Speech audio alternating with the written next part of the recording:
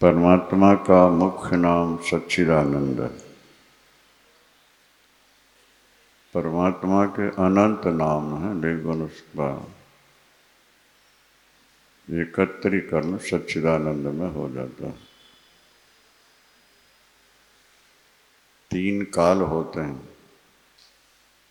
भूत, वर्तमान और भविष्य। जो तीनों कालों में रहे वो सतपद वाच्य होता है। जो एक काल में रहे वह स्वप्न की तरह मिथ्या होता है। जैसे मिट्टी से घड़ा बना, पहले घट नहीं था, फिर बना, फिर फूट गया। तो बना और फूटा, मिट्टी सत्य, क्योंकि मिट्टी तीनों काल में, घट एक काल में। इसी तरह ये जगत एक काल में।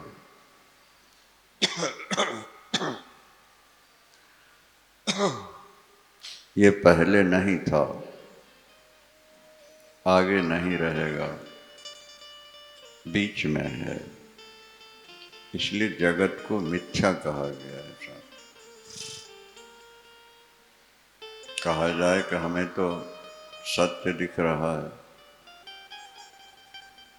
उत्तर होगा कि स्वप्न काल में स्वप्न भी सत्य ही दिखता है। स्वप्न काल में स्वप्न जो है वो सत्य प्रतीत होता है। आंख खोलने के बाद उसके मिथ्यात्व का बोध होता है। कल स्वप्न नहीं था, रात में दिखा, आज नहीं। काल तीन हो गए, स्वप्न एक काल में दिखा, दो में नहीं रहा। इसी तरह ये संसार एक काल में, वर्तमान में, पहले नहीं था और आगे नहीं रहेगा। तो ब्रह्म सत्यम जगन मिथ्या। संतों ने कहा ब्रह्म सत्य है और जगत मिथ्या, झूठा। जगत को सत्य नहीं कहा, परमात्मा को सत्य कहा। ब्रह्म सत्यम जगन मिथ्या। ईश्वर का जो भजन है, ईश्वर है वो सत्य है और जगत मिथ्या। ये संसार मिथ्या है। दीर्घ स्वप्न मिमम विद्धि। भागवतकार लिखते हैं कि ये संसार क्या है, बोले कि लंबा स्वप्न है। दीर्घ स्वप्न मिमम विद्धि दीर्घम व चित्त विभ्रमम। एक लंबा स्वप्न है ये संसार। ठीक भी है, मनुष्य की आयु छोटी है इसलिए इसका स्वप्न भी छोटा है। ब्रह्मा की आयु लंबी है इसलिए उसका स्वप्न लंबा हो जाता है। चित्त माने चेतन, चित्त माने प्रकाश, चित्त माने ज्ञान। ये चित्त शब्द का अर्थ हो। परमात्मा सत है, परमात्मा चित्त है। प्रकाश, प्रकाश को ही ज्ञान कहते हैं, ज्ञान को ही प्रकाश कहते हैं, पर्यायवाची शब्द हैं। अच्छा, चेतन, प्रकाश, ज्ञान, ये सब एक ही। क्योंकि बिना प्रकाश के ज्ञान नहीं होता। वस्तु का बोध कब होता है, जब प्रकाश सहायक हो। आप कहेंगे कि रात में किसी ने आवाज़ लगाई तो हम पहचान लेते हैं, अंधकार में भी तो बोध हो जाता है। कहा नहीं, बाहर प्रकाश नहीं है लेकिन बुद्धि में प्रकाश है। बुद्धि क्या है, ये भी प्रकाश का ही स्वरूप है। बुद्धि, निर्मल बुद्धि प्रकाश है। पाप करने से उसमें मैल जम जाती है, इसलिए फिर बोध कम होता है।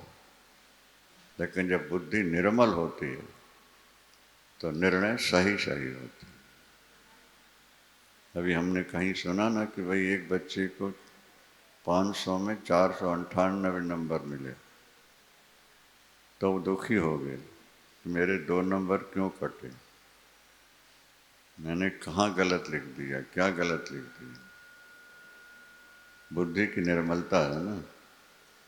और दूसरा बच्चा 36 नंबर पाता है, कहता चलो पास तो हो गए, वृंदावन हरिलाल की जय। नहीं समझे।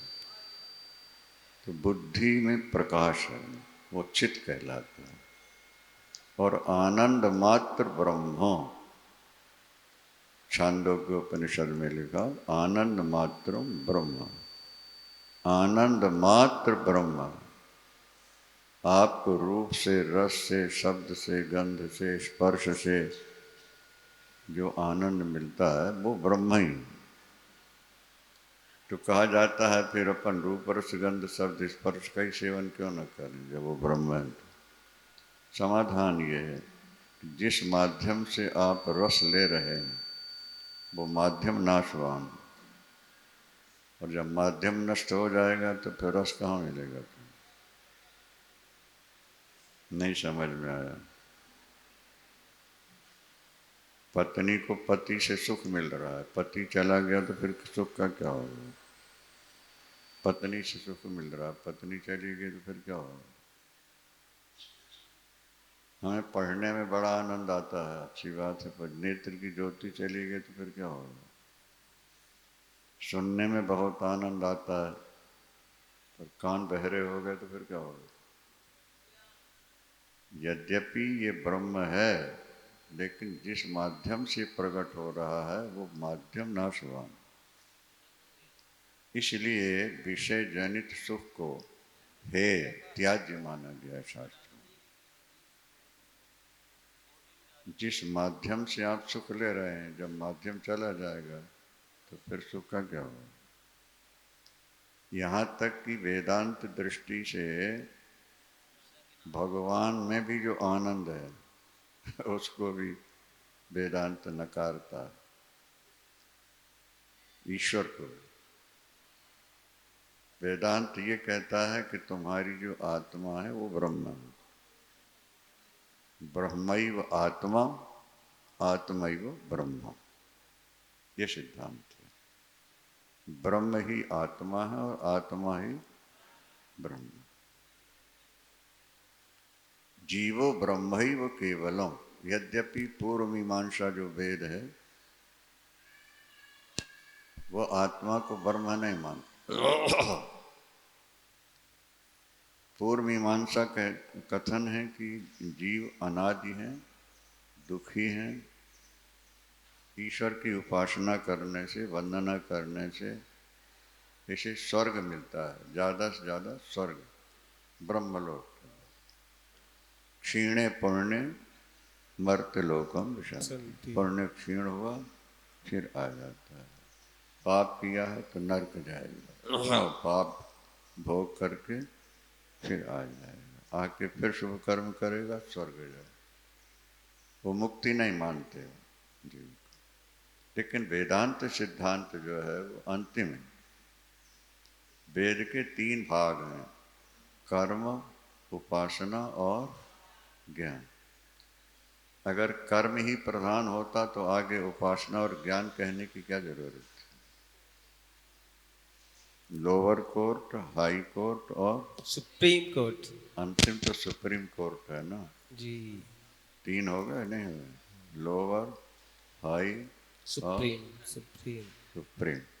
तो वेद में भी 3 विभाग हो गए, कर्म, उपासना, ज्ञान। ज्ञान के आगे कोई कांड है बोले नहीं। कर्म के आगे उपासना है और उपासना के आगे, पर ज्ञान के आगे कोई कांड नहीं। ज्ञानम लब्ध्वा पराम शांति, गीता। ज्ञानम लब्ध्वा पराम शांति। पराम शांति। ग्रहण में जो सुख है वो क्षणिक है और त्याग में जो सुख है वो स्थायी। शांति अनंतरम। ज्ञानम लब्ध्वा पराम शांति और त्यागात शांति निरंतरम। कर्म भी करो तो निष्काम करो, सत्कर्म करो और निष्काम करो। जो व्यक्ति गलत काम कर रहे हैं उनको एकदम वेदांत का उपदेश नहीं देना, पहले उनको सत्कर्म का उपदेश करो। जो करोगे भोगोगे, गलत काम से हटो, सत्कर्म करो। जब वो सत्कर्म करने लगेगा तो फिर उसको कहना कि नहीं, फल की इच्छा छोड़ दो। जब फल की इच्छा छोड़ देगा बुद्धि को शुद्ध हो जाएगी। उपासना करो, उपासना करते करते वासना मिट जाएगी तो फिर आत्मा स्वरूप हो जाए। आत्मा ब्रह्म का ही स्वरूप है, ये वेदांत का निश्चित सिद्धांत है।